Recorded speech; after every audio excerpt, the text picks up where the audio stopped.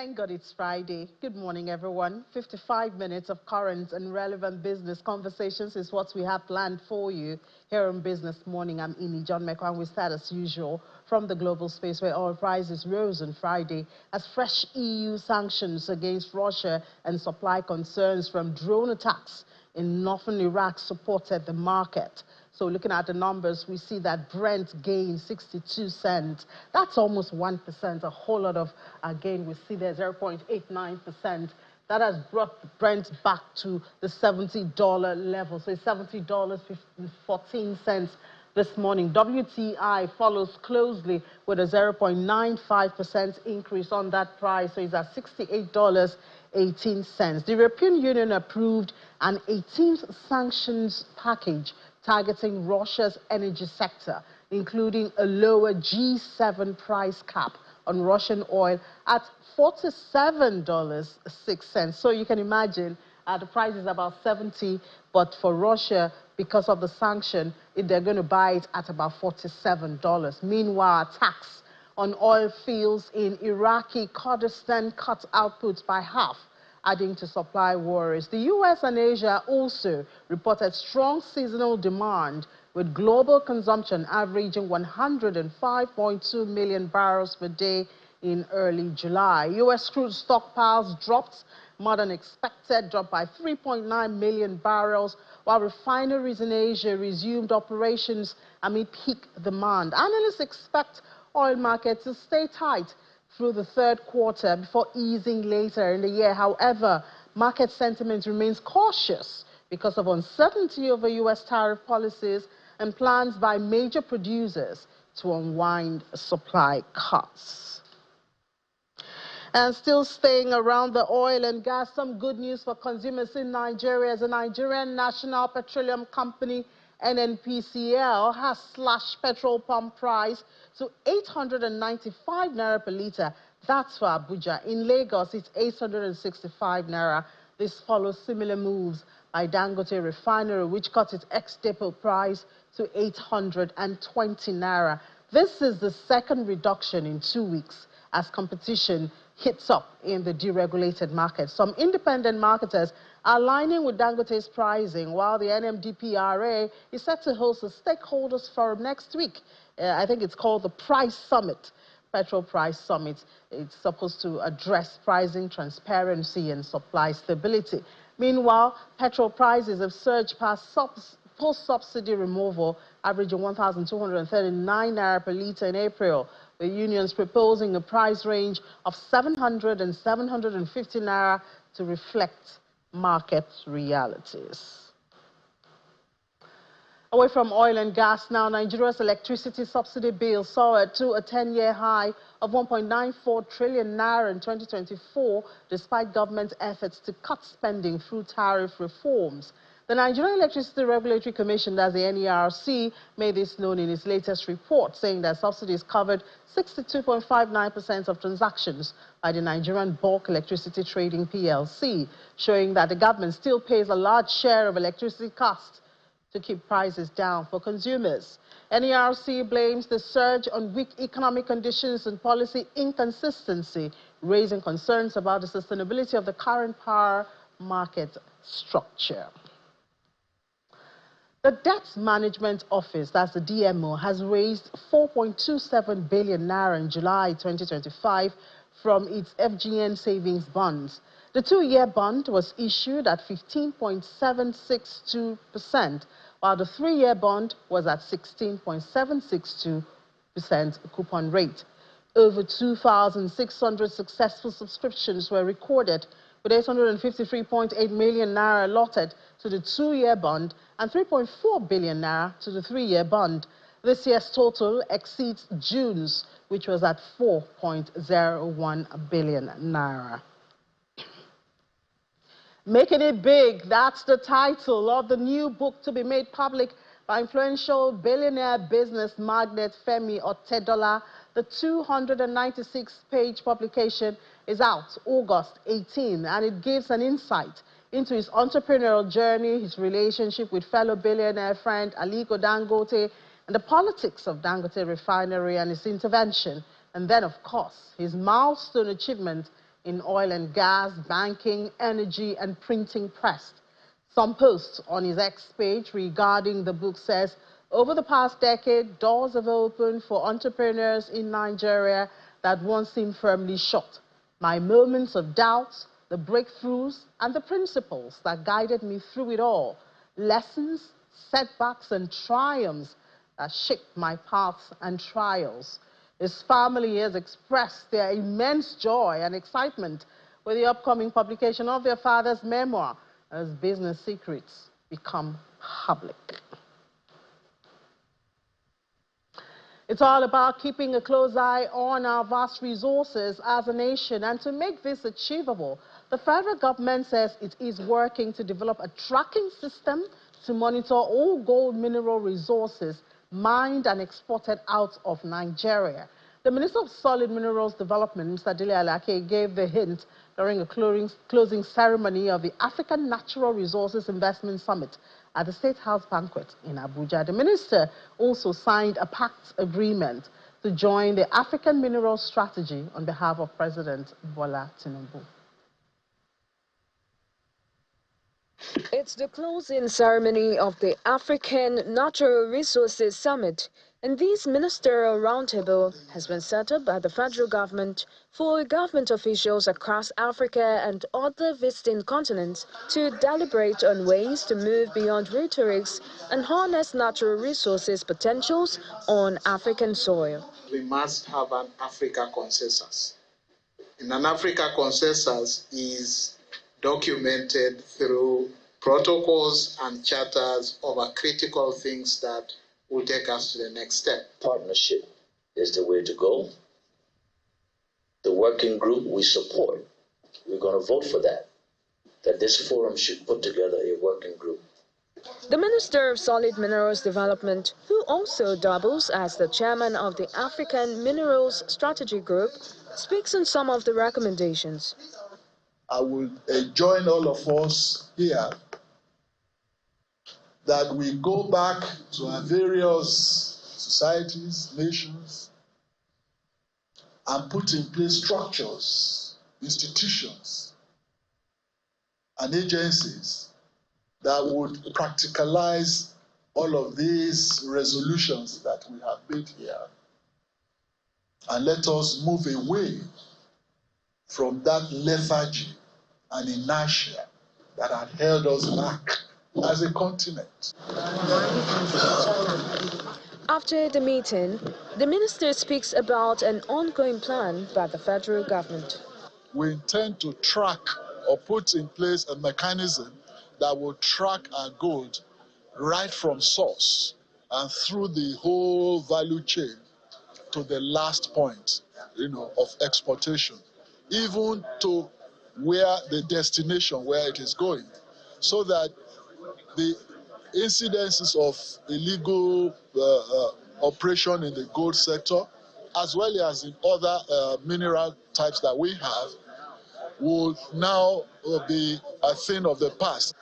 30% of that, so we have around 6 million. When the meeting reconvenes in a larger hall, a pact agreement is signed by the minister on behalf of President Tinubu for Nigeria to join the African Minerals Strategy Group.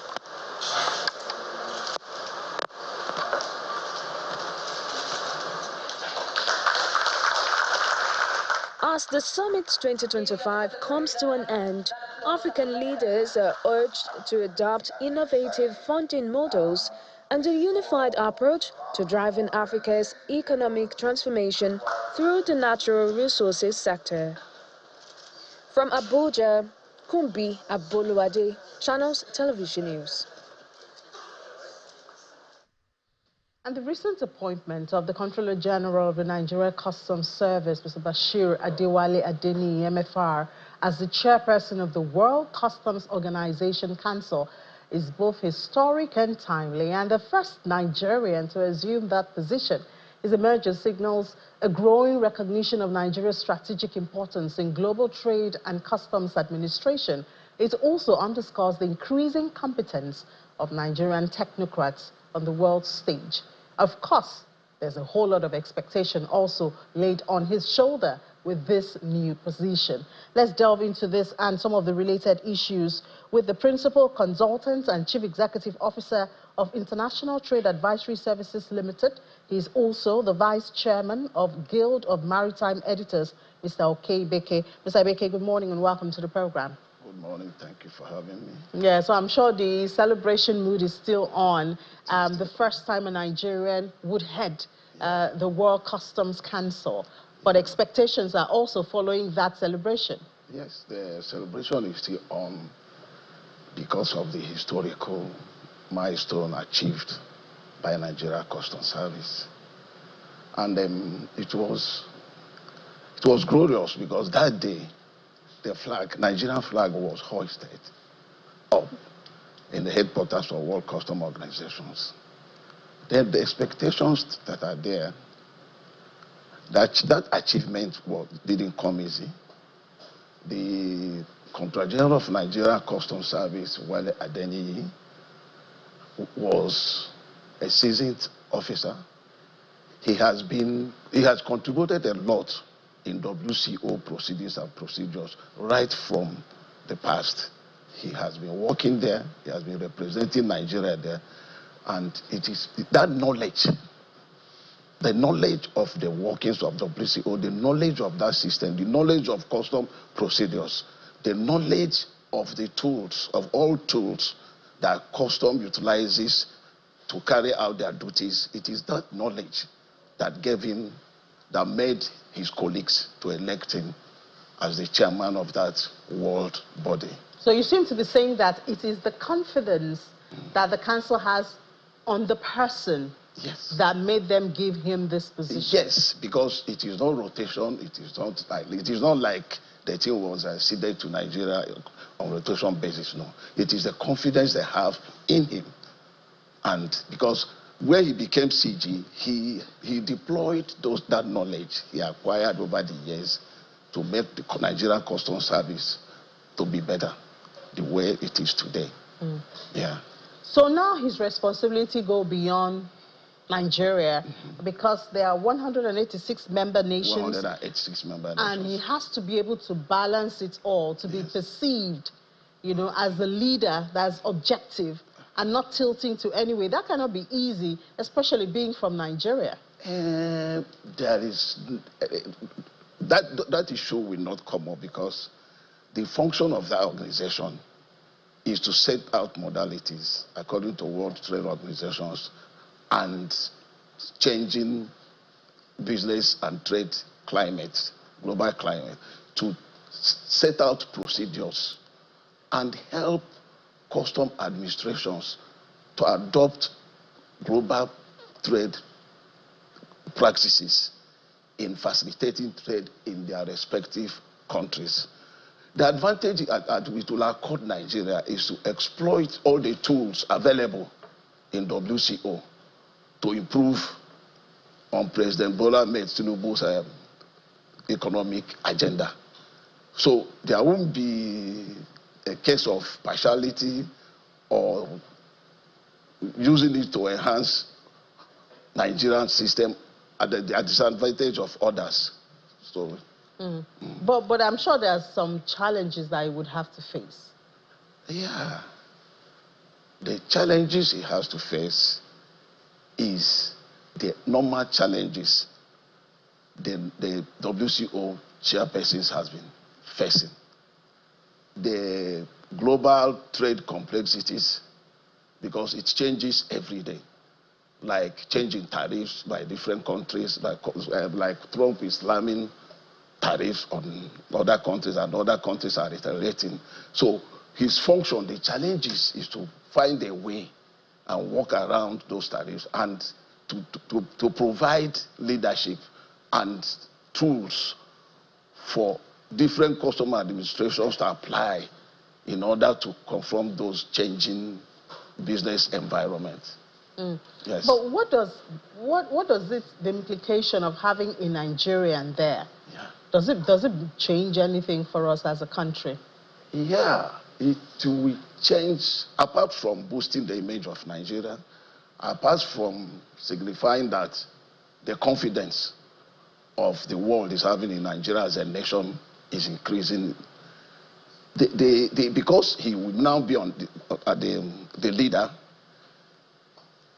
he will make Nigeria to exploit the opportunities, the benefits of belonging to such world organizations.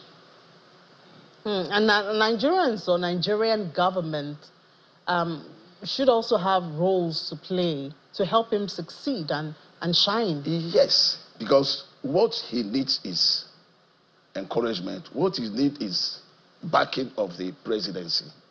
The backing of the presidency. What would the backing of a presidency look like? Like, as it is now, there are challenges facing Nigerian custom organizations. There's funding challenges. Because with the There's passage also infrastructure. And infrastructure. I know Odogu has some complaints now. I am coming there. I am coming there. Yeah. You see, Nigerian Custom Management Act 2023, when it was passed, it removed custom getting their 7% cost of collection, because that's what they used to run the operations. Then, and replace it with 4% levy, which they call 4% on FOB.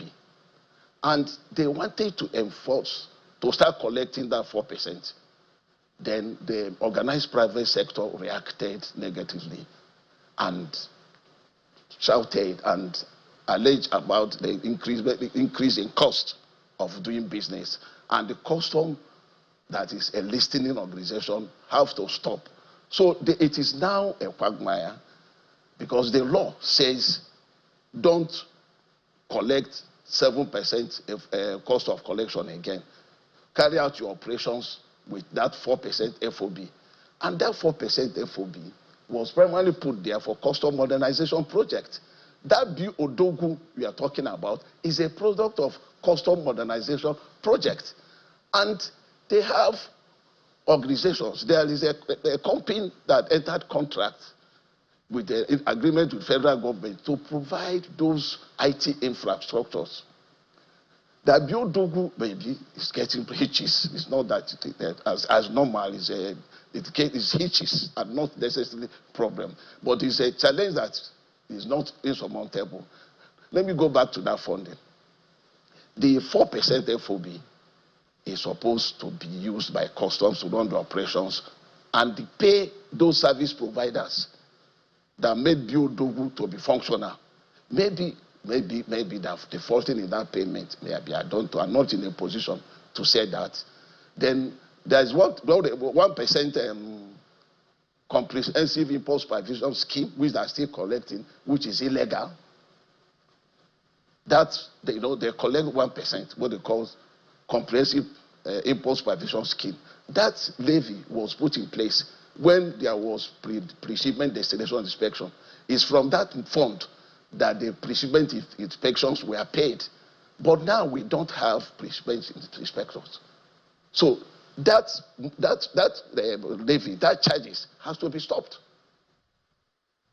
It has to be stopped. Because it is what the organized private sector are agitating about. It is what they are complaining. You cannot take 1% from us and also take 4. Because that 1% is no longer relevant. In fact, it is illegal. Custom is breaching the Custom Act by still collecting that 1% and by not collecting the 4% FOB. So that's the funding challenges they're having. Then I talk about presidential infrastructure. The infrastructure. Well, we are Nigerians. We know the infrastructure deficiencies in our system. Power, then road, dilapidated ports, because our ports are dilapidated. Then lack of cargo handling equipment, adequate cargo handling equipment in the ports. Because all these factors affect custom function and trade facilitation. So that's the infrastructure that the government have to find a way and improve on them. Yes. And then you were going to talk about policies or so? I think you wanted to mention something like that. The policy, the policy. The policy inconsistency. policy inconsistency. And there are some fiscal policies that changes all the time. The rate is one thing that we don't seem to understand. Even it's a bit more stable now. Yeah. The exchange rate has been The exchange rate is there. The exchange rate is there, and it makes the organizations not to plan, because as you are planning, it changes. As you are planning, it changes. Then, what I mentioned government backing for custom to function properly. Nigeria is a country where importers always take advantage of the system. Because at times they will say, custom is not working, they're delaying cargo clearance, they're doing this. But they're what they call compliance.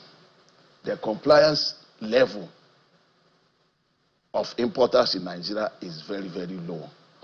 And in a bid for customs to protect the economy, because their main function is it's not even only to collect revenue, they're supposed to protect the economy, protect the health and lives of Nigerians, then contribute in securing the nation, then protect our wildlife through enforcement of environmental conservation laws. So in a bid to do that, there seems to be conflict because about delay in cargo clearance. But they have to do that because the compliance level is very, very low. You'll be shocked. Is it the lack of equipment that causes the delay? It is because I want to believe if we have high-tech equipment, then things could be done faster and more efficiently. It is not. Yes, you are correct, but it's not all about high-tech. It's about human factor. Let me give you an example. We have import prohibition list, which government put in place to protect the local economy.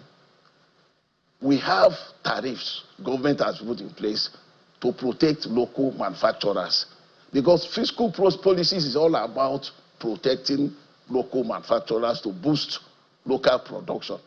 But the issue is that people continue to breach it. They continue to breach it. So high-tech plays a role where compliance is high. It is where compliance is high. Because high-tech will not stop smugglers. It has to be physical. If you go to the ports, if there is 100 containers lined up for delivery, up to 60 of them have one breach or the other. So the issue is that we have to decide whether we want to facilitate legitimate trade or illegitimate trade. Because we have to define that. Because there is legitimate trade, there is illegitimate trade. Where 60% of the cargoes entering Nigeria is in breach of one fiscal policy or the other. If custom decide because of the pressure, the people that indulging in those things are mounting on them through government, through making noise, then we are in trouble. Because, number one, our lives is threatened. Like, for example, the other day they seized 28 containers of cloned medications. That's fake pharmaceuticals. If custom did not conduct 100% examination and rely on high-tech, those 28 containers would have entered Nigeria. And you know the health implication. So while pressurizing custom to facilitate trade, we should also know that there is a difference between illegal trade facilitation and legitimate trade facilitation. Then, let me go back to that FOB. The organized private tech sector, led by Manufacturers Association of Nigeria, objected collection. They kicked against collection of that 4%.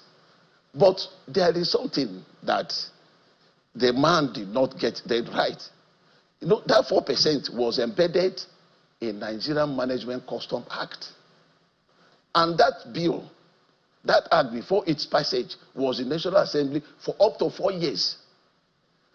The National Assembly conducted more than 10 public hearings on that bill.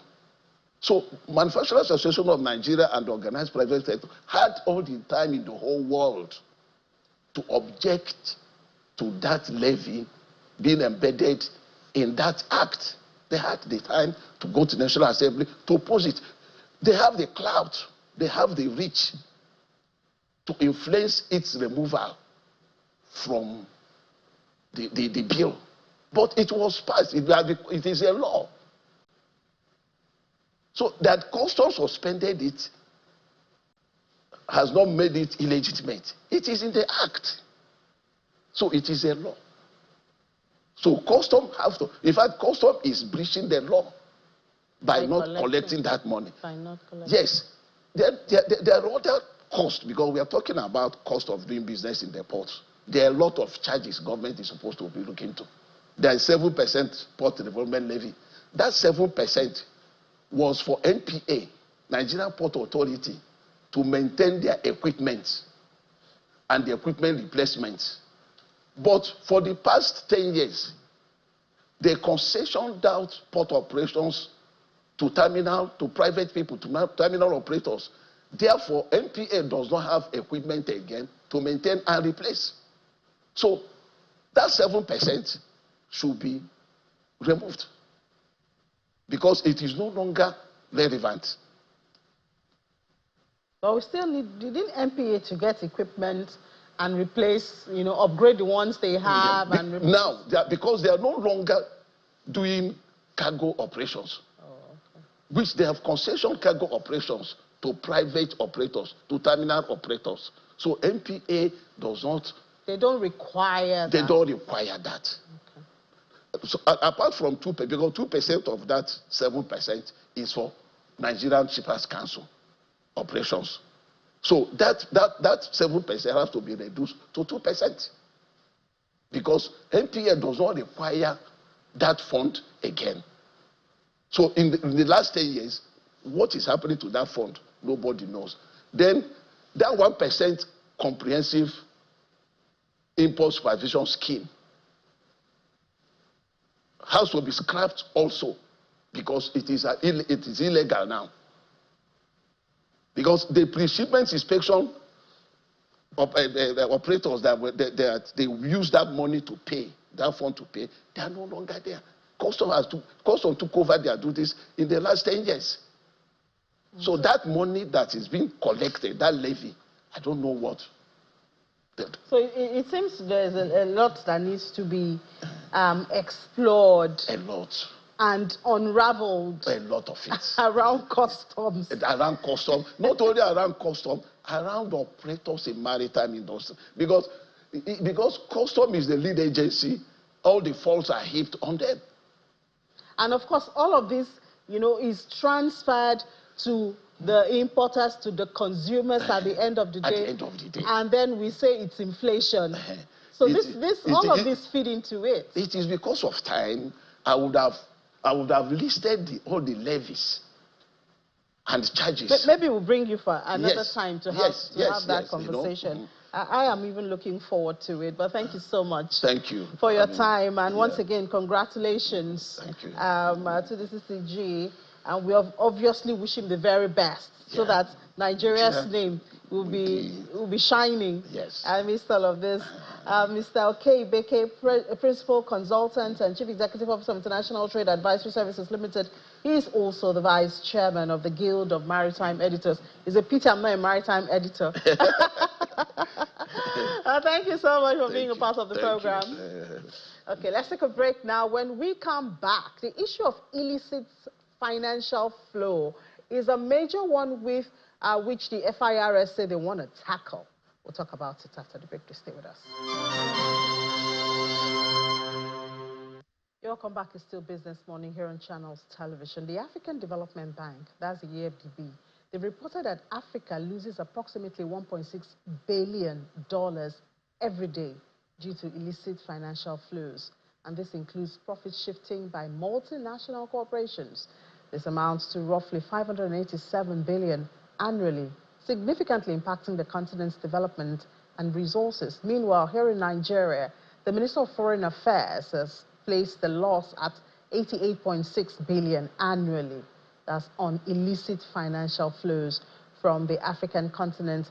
He describes it as a drain on the continent's much needed resources. So following this, the Federal Inland Revenue Service is planning a 2-day national conference on illicit financial flows in its efforts to safeguard Nigeria's financial integrity through tackling the menace which adversely impacts revenue collection. So let's talk about what we could expect from this and perhaps how they intend to handle this. It's Africa we're talking about, even though Nigeria is at the heart of it. And we're being joined now by the Coordinating Director, Proceed of Crimes and Illicit Financial Flows Directorate with the FIRS. He's also the immediate past chairman of ICPC. Professor Bolaji Owasanoye joins us virtually from Abuja. Prof, good morning and welcome to the program. Thank you for having me. Great. So we have heard the numbers, we've seen the numbers and how scary it is and what is depriving the continent of. But let's settle on Nigeria, especially because you just came out as the ICPC chairman. So how bad is the situation? Where are the leakages of this financial outflow, mostly from Nigeria? Well, there are 3 major sources. The figures, for example, for starters, the figures could be higher than those that have been put out there. One of the things that we hope to be able to achieve going forward is to be able to get closer to the actual figures of losses. But the estimations are not outlandish.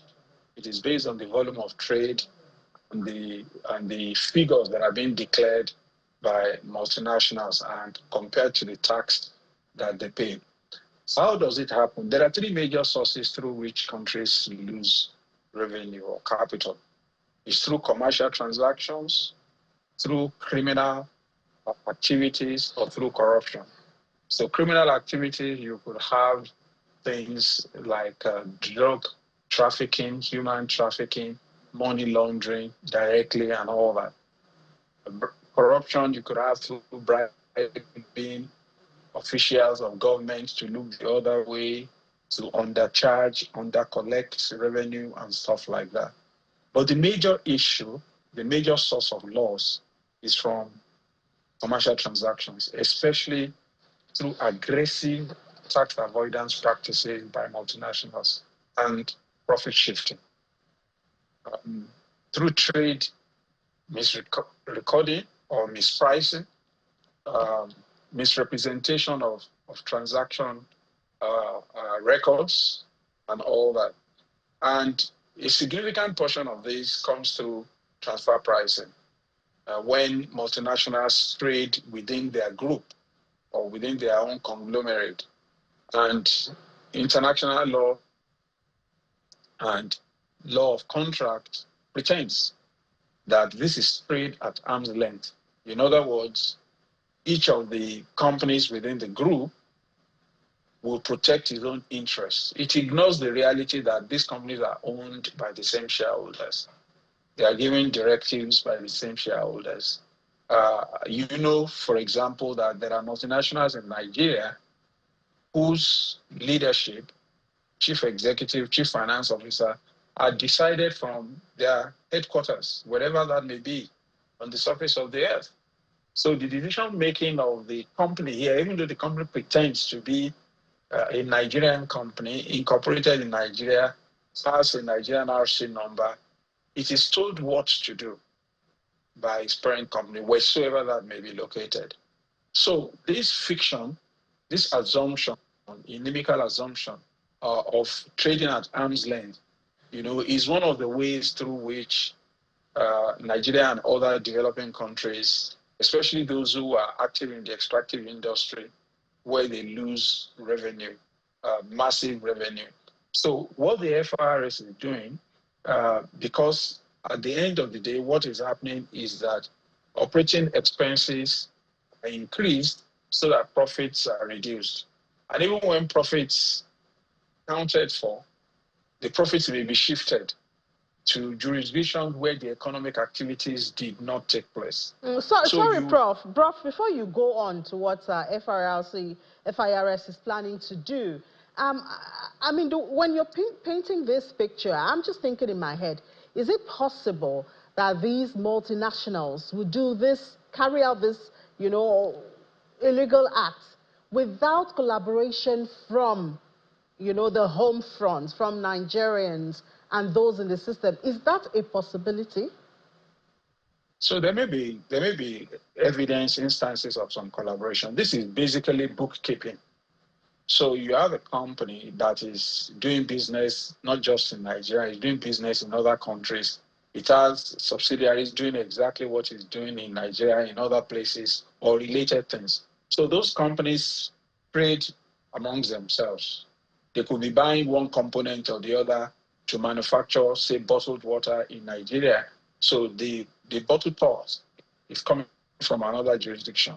So if, for example, the company wants to buy those bottled tops from a third country and the price is not reflective of the market price, the price is inflated. Nigeria is where the big market is. So it means that that transaction has been used to take capital out. It increases operating expenses and reduces taxable profit. So one of the things, so you could do that in-house within the company. You don't need any external influence. Okay? So the records will show that you have bought these bottle tops from third country at this price, whereas the market price, the overt market price, is far less than that. Now that transaction has been used, I'm just using it as an example. There are many other ways by which this is done. There are, of course, situations in which there may be compromise within the country, whereby if the auditors look at it, they know that something is odd, they look the other way. And I'm talking about not just the company's auditors who will be the Nigerians, but the staff of the company. It may be their external auditors, who may be in any accounting firm. It may even be the tax assessor who goes there, also sees something anomalous, but then refuses to action it. So part of the challenge for developing countries where the losses are so massive is a combination of factors, which includes capacity to understand and to recognize falsified records, trade records when they say it. But more importantly, to have access to information about the company on operations in other parts of the world. So you need to be able to compare the information declared by the company in a third country where it is also operating and in Nigeria. So that is what is called automatic exchange of information, and comparing the data that you get from third countries with the data that is supplied by the same company in Nigeria, and you have to do an analysis. And in doing that analysis, you'll be able to find where the anomalies lie. So it's a combination of factors. Basically, it's not just one issue of some Nigerian official or regulator seeing something wrong and looking the other way. Sometimes we don't even know what to look for. So, Prof, this issue of illicit, and we're going to get to what FIRS is doing. This issue of illicit financial flows, you know, when you talk to a lot of Nigerians, once you mention that, they think of the politicians. Are they absolved of this?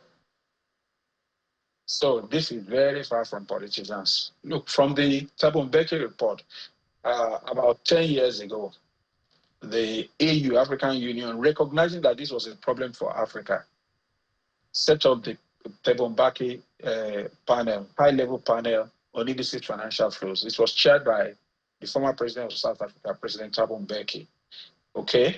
It came out with a report that showed that over 60% of losses in this area is to commercial transactions, and especially for multinational corporations and their operations, especially in the extractive industry, especially not only in the extractive, but most significantly in the extractive industry. As you know, the extractive industry attracts a lot of problems and challenges. Now, the remaining 35 or thereabout percent is divided between the criminal element and the corrupt. So significantly, the losses are from trade transactions, which look innocent on the surface. And mind you, many developing countries want foreign investment. It's good, including Nigeria, we want foreign, but nobody wants toxic foreign investment. So when companies bring in X amount and take out X plus Y out of the economy. So it is fictional to say that these losses are being caused by politicians. I'm not suggesting that corruption by political actors and politically exposed persons is not a problem, but it is less than the amount we're losing to commercial transactions. And it's mostly from the multinationals. Definitely from the big businesses, not from the small and medium enterprises. Now, this is not to say that local companies are not guilty of some of these practices as well. You need to look at it on scale. So when you look at multinationals who have big turnover, Nigeria wants them to do business. We welcome multinational corporations. They add value to the economy, but we're just saying they should pay their fair share of the taxes. And Nigeria is not alone in this request or this demand. It's a global thing. There's a whole range of global initiative being driven by the OECD and at the multilateral level at the UN to make equitable the tax paid by multinational corporations, because by their ability to aggressively plan their operations, okay, and records which indicate what they do, which is what the taxman will look at, okay, the boundary between tax evasion and tax avoidance becomes very thin. You can tell that from the beginning, this company planned not to pay its fair share of the taxes by the way it has planned its affairs, okay? And that means it intended to undermine the tax revenue of its host country. So the conversation, which Nigeria is not alone in agitating for, as I said, there are global initiatives like the OECD's Base Erosion and Profit Shifting Project, which Nigeria is a part of, which is designed to stop this sort of practices as well. Now, mind you, most of the multinational corporations are registered in the global north, countries in Europe and the Americas. So they recognize that this is a problem as well and all that. So that's the point. So, Prof, so tell us about, you're having this meeting. Truth is, we've had meetings and conferences and talks and all of that. What's going to be different about this that FIRS is organizing, and how do you intend to move this from the talks to the works to, reduce these flows, at least? So you know already that Nigeria has a new tax legal framework, which is going to kick in next year. FRS is a significant player and has a huge responsibility in delivering on the revenue expectations of the country as the main collector of taxes and revenues. The FRS has a responsibility to ensure that it does not disappoint the country in this regard. So this is much more than a conversation, your normal run of conference. It is meant to build capacity of those who will be involved in these operations. Even though the FRS is the main player in the sector in terms of revenue collection, and if it cannot track properly, it cannot collect. So it must be able to track, but it needs the cooperation of other agencies. It has to work with a number of other Nigerian agencies. So part of the intention of this conference is to build synergy, okay? Is to build synergy for cooperation, for information exchange, information sharing, and to build capacity. Is to look at other ways and the experiences of people on the field by which we can improve the ability and the capacity to collect.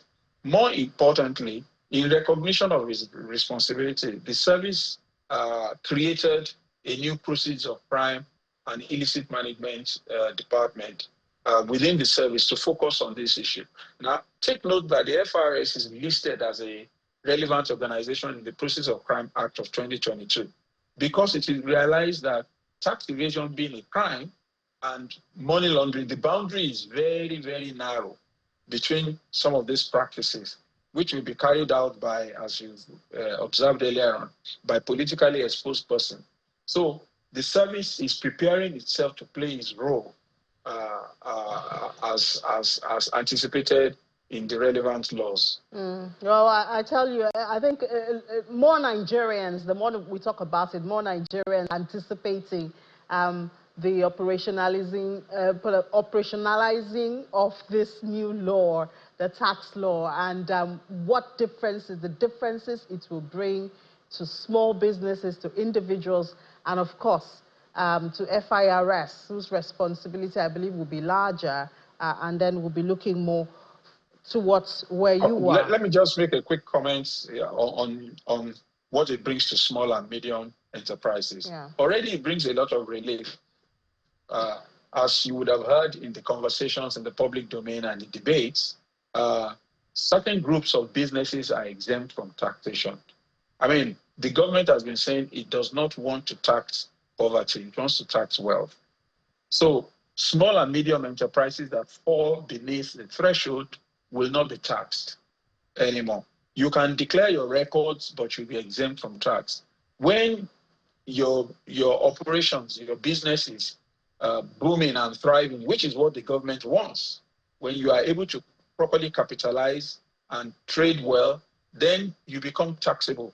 Because the revenue will be obvious that you've made more revenue. So the new tax regime is balanced. It looks at the companies who are not paying their fair share of taxes at the moment. It gives the service the opportunity to then pay more attention to those big companies.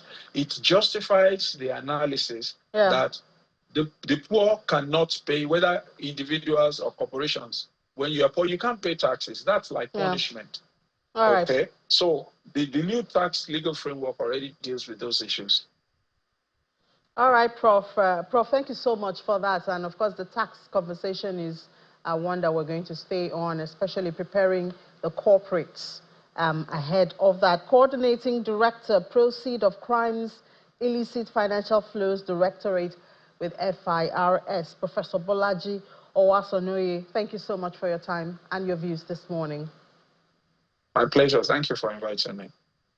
Let's head straight to the global space where Ted George has been waiting to tell us a summary. In the UK, it's been a very busy week this week. We saw the British inflation jump unexpectedly to an 18-month high in June. Official data showed that, heaping more pressure on government. We saw the wage growth reduce also this week. We also saw, I believe we also saw some other data there from the UK. Let's have Ted George tell us if this is connected to the US tariff, which a lot of people, well, we're counting down to August 1. We know that the UK got a bit of concession and all of that. But let's speak to Ted George, founder and chief narrative officer of Clearance Advisory, joins us virtually from London. Hi, Ted. Good morning. Good to have you speak on the UK, and you're in the UK at this time. You know, so we saw a slew of data numbers from the UK this week, some of them not looking so good. Is this the tariff? What are conversations going on around this?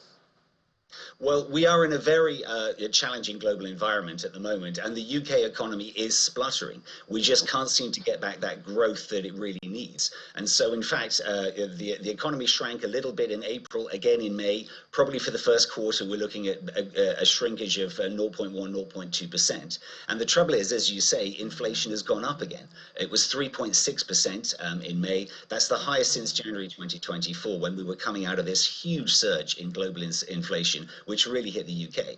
Now, the target of the Bank of England is 2%, and of course, everyone had been expecting them to start lowering interest rates again. They're currently around 4.25%. The market was expecting a cut next month, maybe another one before the end of the year. So it's really finely balanced. But I think the market's view is just like, we just don't have that growth, and it's really hurting people because prices are high. And let me tell you that that's the case everywhere in the world, but particularly hard in the UK as the pound is certainly weaker than before Brexit. So really kind of challenging time, and therefore is the central bank, the Bank of England, going to say we just really need to cut rates to help the economy? Or they've obviously got a lot more data they're looking at. Are there bigger concerns about the economy? And that would be a bad idea. But is this connected to the tariff? Well, I mean, yes, the real thing about the tariffs is they've brought so much instability and volatility to the world economy. Huge uncertainty. You see markets surging up and down because, when we look at the Trump administration, we expect a whole series of punishing tariffs to come in at the 1st of August, but we've seen multiple backtracks, changes. We're not even sure what they mean by tariffs or sanctions, all kinds of different threats, all part of negotiating tactics. So what that means is the uncertainty in the market is really hurting, particularly investment flows of aid as well, and flows of payments. And so this is just hurting the world economy, and it hurts the UK because we sit at the center of it, particularly the financial sector. But I think particularly this issue of really high prices, the cost of living, and how a lot of people are suffering in the UK, but also in many other developed economies in the world. There's a whole section of people really suffering. They need to get growth back. Yeah, but getting growth back can't be that easy, Ted. We know that the UK government, they always, when they had the energy cost hike, they had a special package and price cap and all of that. Can we expect anything like that? Even we know that even government expenditure now is also facing its own challenge. Well, absolutely. Look, the key problem of the UK economy, and it's been this case for probably the last 20 years, is relatively low productivity compared to, let's say, a market like Germany or France, particularly the USA, which is spectacularly productive as well in terms of the return on capital, the return on investment. But at the same time, the services sector has exploded in the UK. It is very much a service-led economy. And because of where the UK is geographically, very good for doing Asian markets and US markets as well, opens just before Europe. We speak English. There's an incredible pool of talent, not just British, but international here as well. And the pound weakening, really, UK workers are actually quite a good deal.